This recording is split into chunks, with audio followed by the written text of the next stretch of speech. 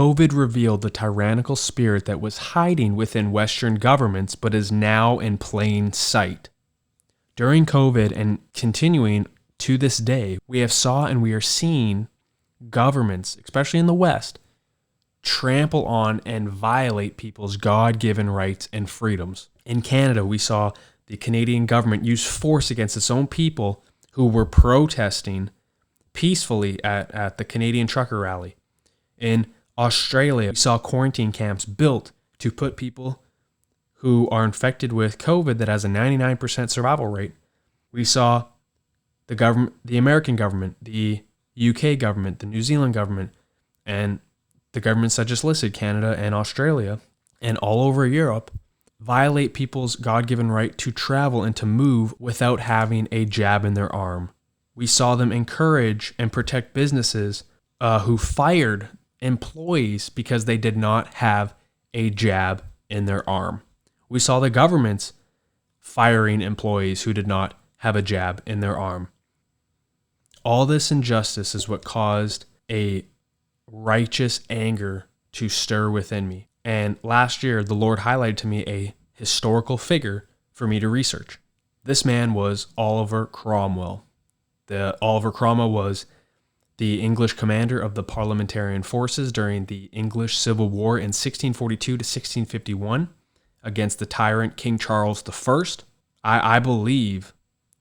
I truly believe the Lord wanted me to research Oliver Cromwell because he was a righteous government official who righteously rebelled against his superior, aka King Charles I, because Charles I violated the English people's God-given rights and freedoms. And we are seeing that here today in the Western world, all over the world, but in particular the Western world, where Christianity is the foundation upon that civilization. And I believe God wanted me to research Oliver Cromwell because I believe God is going to raise up Oliver Cromwells who are already in government or who are going to go into government, and they are going to fight against the tyrannical spirit that Charles I had. But I believe these Oliver Cromwells are going to hold these wicked, immoral, tyrannical politicians accountable. These Oliver Cromwells are going to hold them accountable. They're going to execute justice upon them. Charles I, what did he do that caused Oliver Cromwell and the parliamentarian forces to fight against Charles and cause a civil war? Well, Charles I raised taxes without the consent of Parliament. He seized people's property without their consent. He sold out his country to other countries like France and Rome. He was trying to replace the Protestant religion of England with the Catholic religion of France and Rome. The guy committed high treason.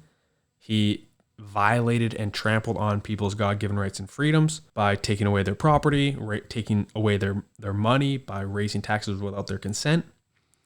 The guy was a tyrant. And Oliver Cromwell, he was a man of the people, but he was a man in government. He used his authority and power against the evildoer, aka Charles I, by executing justice just as Romans 13 commands the government to do. Oliver did this. As a man in government, Oliver had authority to use the sword against evil people outside and inside of government. So Oliver Cromwell and his forces defeated the king, and then Oliver did what nobody ever would have dreamed of. He put the King of England on trial, and he charged him for high treason, and he had him publicly executed. He beheaded the King of England. That was never heard of because the King of England was the law and was England, embodiment of England. And Oliver, with his genius, he said, no. The King of England is supposed to uphold the law of the land. And Oliver Cromwell distinguished between the king and the law. He distinguished between the king and the country. The king is supposed to embody the country, yes, but he's supposed to defend his country. The king is not the country. He's supposed to defend the country. The king is not the law. The king is supposed to uphold and defend the law. Oliver Cromwell made that distinction, and people followed him for it. And just to be clear, I'm not advocating for people outside of government to rally together and overthrow the government and be chaotic and anarchy and no order whatsoever. I think that should be the very last resort. And really, I don't think it should even happen. I think people, if the government is so far gone and there's no righteous people whatsoever in government, then I think the people outside of government need to rally together, have an organized structure, and create like an alternative government, basically. And then go in and fight the government, the evil government. But I'm not advocating. That's like the very last resort. What I'm saying is, I believe there are righteous people still in government. And these people, I believe God is going to raise them up to be like Oliver Cromwells, people in the military, in the police, in the judicial branch as judges, in the legislative branch as lawmakers, in the executive branch as president or governors. I believe God is going to raise up Oliver Cromwells to fight back against wicked and evil government officials, politicians. And I'm advocating for these Oliver Cromwells, for these righteous government officials to use force if necessary, to use the sword against these evil, wicked politicians. Just as Romans 13 lays out. That is their job. They have the authority to do that. Government officials have the authority to do that. They are the ministers of justice. They are supposed to administer justice. And it's funny that the Lord had me research Oliver Cromwell like a year ago because, now, as we all know, Queen Elizabeth II just passed, and her son, Charles III, has ascended the English throne. And Charles III is, he's not a good guy whatsoever. He's a globalist. He's an elitist. He is a huge proponent of the World Economic Forum. He's great friends with Klaus Schwab, who's the founder of the World Economic Forum. He's a huge, Charles III is a huge advocate for climate change policies, which I believe is a smokescreen for policies that lead to a one world government and economic system, which will in turn destroy sovereign nation states and will literally destroy people's God-given rights and freedoms and individuality. He basically is a global socialist, Charles III. This is the stuff he believes. He is an elitist. I believe he has the Antichrist spirit on him, and he pushes for policies and agenda that will lead to tyranny and oppression. This man is not a good man. And it just so happened to hit me that a couple weeks ago, I'm like, wait, Charles III. I'm like, hold up. What's his namesake? Like, who is he named after? And I researched it, and sure enough, he's named after Charles I, who Oliver Cromwell defeated in the English Civil War and who had publicly executed for high treason. And I was like, whoa, hold up. And so, you had Charles I and then Charles II, which was Charles I's son, who was exiled during the Civil War and who only returned to the throne after Oliver Cromwell died because there was no other ruler in England. And the English people were like, well, let's just bring back Charles I's son and we'll put him up on the throne. And so that was Charles II. And then fast forward a few hundred years, and we have now the current king of England sitting on the throne is Charles III, whose namesake is from Charles I. And that same spirit on Charles I, that spirit of Antichrist, that spirit of tyranny and control and oppression, that same spirit is on, I believe, Charles III. So I think it's very timely that God highlighted to me Oliver Cromwell and that he is going to raise up Oliver Cromwells in this hour to defeat another Charles, to defeat that tyrannical spirit that Charles the First and Charles III represent and embody. So I just think that's awesome. We are literally going to see righteousness versus wickedness, light versus darkness, justice versus injustice. And I believe these Oliver Cromwells, these righteous government officials, will do the right thing. They will restore government back to its job, which is to uphold righteousness, to execute justice, to maintain law and order, and to protect people's God-given rights and freedoms, and to defeat evil, wickedness, lawlessness.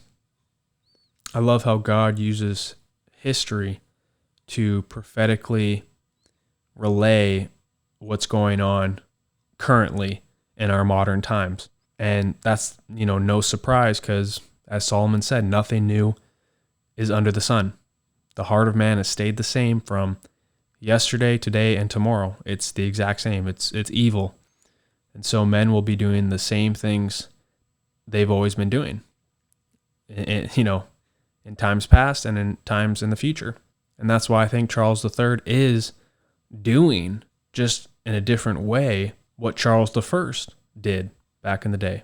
Charles III may not have absolute power like Charles I did, but he is pushing for policies and agendas, Antichrist spirit agendas, that will allow him to essentially have absolute power. So again, the same spirit that was on Charles I believe is on Charles III. That spirit is connected to the Antichrist spirit. It's a spirit of tyranny, oppression. But I believe the same spirit that was on Oliver Cromwell, that courageous, righteous, Christ-like spirit, lion-like spirit, is going to be on righteous leaders in our modern day who will fight back against tyranny and who will hold government officials accountable for their tyranny. That's the whole point of this revelation and this video, is to relay the message of accountability and justice.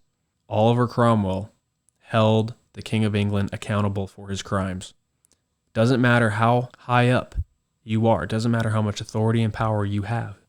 If you commit crimes, if you commit injustice, you will be held accountable. And if the government fails to hold evil accountable, then that's when the people come in and create a new government to do that. But I don't think we're there yet. I think we still have righteous leaders in government who will hold evil leaders in government accountable. And so I really hope this happens. I believe and pray it does. I don't think God showed me this for no reason.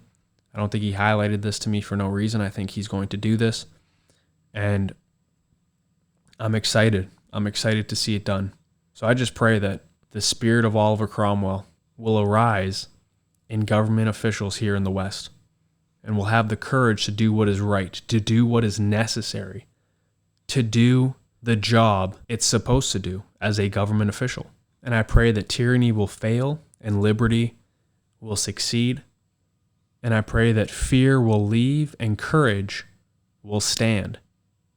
And I pray that the Father's justice will prevail in heaven and here on earth.